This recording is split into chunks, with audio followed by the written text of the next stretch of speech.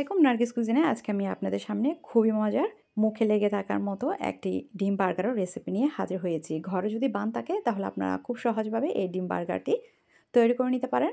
ছোট বড় সকলে পছন্দ করবে এই ডিম বার্গার। এই বার্গারটি একবার খাওয়ার পর এর স্বাদ মুখে লেগে থাকবে, বারবার করে খেতে ইচ্ছে করবে।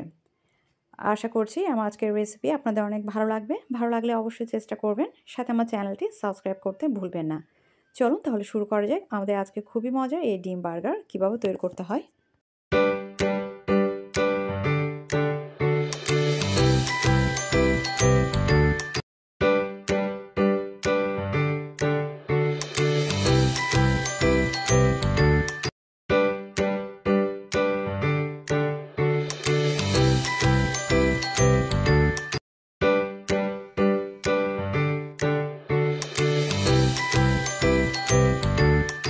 তার জন্য এখানে প্রথমে আমি মুরগির মাংস নিয়েছি। এই মাংসগুলোকে এভাবে করে আমি কেটে নিয়েছি। তারপরে এখানে নিয়ে নিচ্ছি ম্যাজিক মশলার অর্ধেক ম্যাজিক মশলা দিয়ে এখানে আমি স্বাদ মতো লবণ দিয়ে দিচ্ছি। লবণ দেওয়ার পরে এখানে আমি কিছুটা পরিমাণ লাল মরিচের গুঁড়ো দিয়ে দিচ্ছি।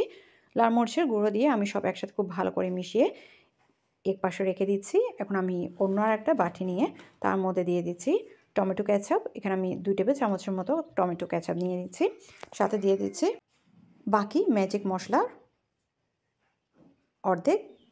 আমি এখানে প্রথমে ম্যাজিক মশলা 1 প্যাকেটের অর্ধেক দিয়েছি। এখন অর্ধেকে আর বাকি অর্ধেক লবণ দেওয়ার পরে এখানে বাটার দিয়ে মিশিয়ে নিচ্ছি। তারপর এখানে ছোট একটা রসুনের কোয়া আমি আবার গ্রেটের সাহায্যে গ্রেট করে দিচ্ছি।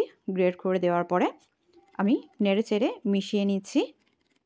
এখন চুলায় আমি একটি প্যান বসিয়ে তার মধ্যে আমি কিছুটা পরিমাণ তেল দিয়ে তেলটা গরম করে এখানে আমি একটা ডিম এভাবে দিয়ে দিচ্ছি। ডিম দেওয়ার পরে এখানে আমি একটু করে লবণ দিয়ে দিচ্ছি। তারপরে এখানে আমি দিয়ে দিচ্ছি ম্যাজিক মশলা, লাল মরিচের গুঁড়ো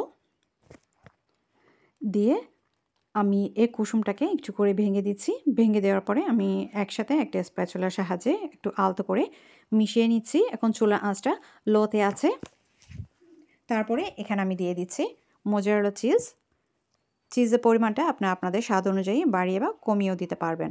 এখন আমরা অপেক্ষা করব এই ডিমটা নিচের দিক থেকে একটু হয়ে আসার জন্য। যখন এটা আপনি নিচে থেকে এটা উঠে আসবে বা আলগা হয়ে আসবে এবং চিজটাও মেল্ট হয়ে যাবে, ওই পর্যায়ে আমরা এটাকে চুলা থেকে নামিয়ে নিব।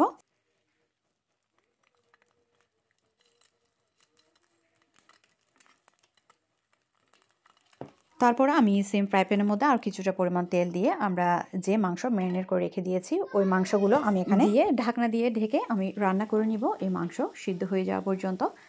চুলা আঁচটা লো থেকে একটু মাঝারিতে রাখলে হবে। যখন মাংসটা সিদ্ধ হয়ে যাবে ওই পর্যায়ে এটা মুরগি মাংস, এটা সিদ্ধ হতে বেশিক্ষণ সময় লাগে না, অল্প সময়ে মুরগি মাংস রান্না করা হয়ে যায়।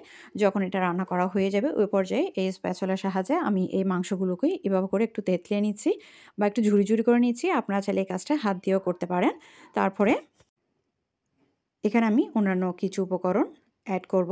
এখানে আমি দিয়ে দিচ্ছি কাঁচামরিচ কুচি, পেঁয়াজ কুচি, টমেটো কুচি দিয়ে আমি চুলা আঁচটা একদম লোতে রেখে নেড়ে চেড়ে আরও কয়েক মিনিট ভেজে নেব।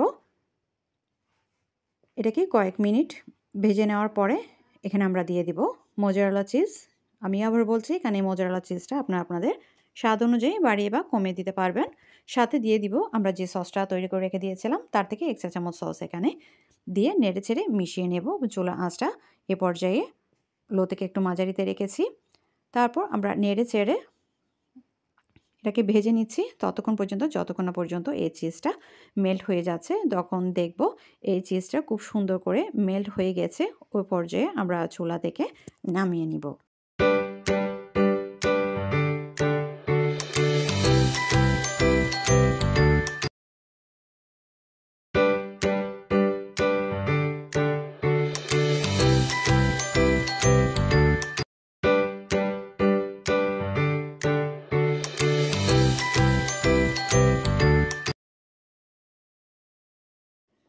এখন একটি প্যান নিয়ে তার মধ্যে আমি এরকম একটি বড় সাইজের একটি বান নিয়েছি। এখন এই বানটাকে আমি 2 ভাগে ভাগ করে নিচ্ছি। 2 ভাগে ভাগ করে নেওয়ার পরে এই বান দুইটাকে বা এই বানটাকে আমরা যেটা 2 ভাগ করেছি আমরা এটাকে একটু ছেঁকে নিচ্ছি। ছেঁকে নেওয়ার পরে আমরা বানের অংশগুলোতে আমরা যে সসটা তৈরি করে রেখে দিয়েছিলাম ওই সসটুকু আমি ব্রাশ করে দিচ্ছি, বা সসটুকু আমি বানের সব পাশে লাগিয়ে দিচ্ছি।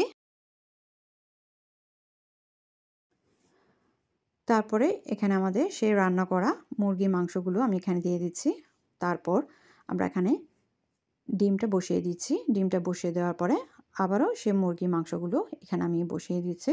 বসিয়ে দেওয়ার পরে তার উপর কিছু টমেটো আর শসা দিয়ে আমি সাজিয়ে দিয়েছি। তার উপর আমি বানের অপর অংশটা এভাবে বসিয়ে দিচ্ছি।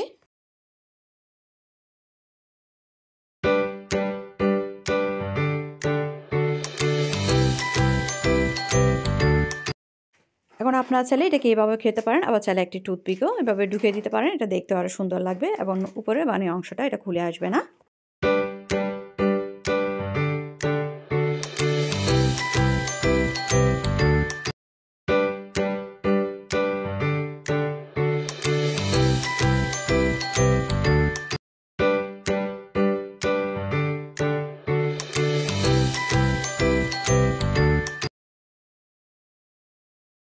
এখানে আমি আরও 2টা ছোট ছোট বানিয়েছি। এগুলোকে আমি এভাবে করে ডিম বার্গার বানিয়েছি। এভাবে বড় ছোট যে কোনো বান থাকলে আপনারা খুবই মজার এই বার্গারটি করে নিতে পারেন। আশা করছি আমার আজকের রেসিপি আপনাদের অনেক ভালো লেগেছে। ভালো লাগলে অবশ্যই চেষ্টা করবেন। সাথে আমার চ্যানেলটি সাবস্ক্রাইব করতে ভুলবেন না। আমার পরবর্তী রেসিপিগুলো দেখার নিমন্ত্রণ জানিয়ে আমি এখানে শেষ করছি। আল্লাহ হাফেজ।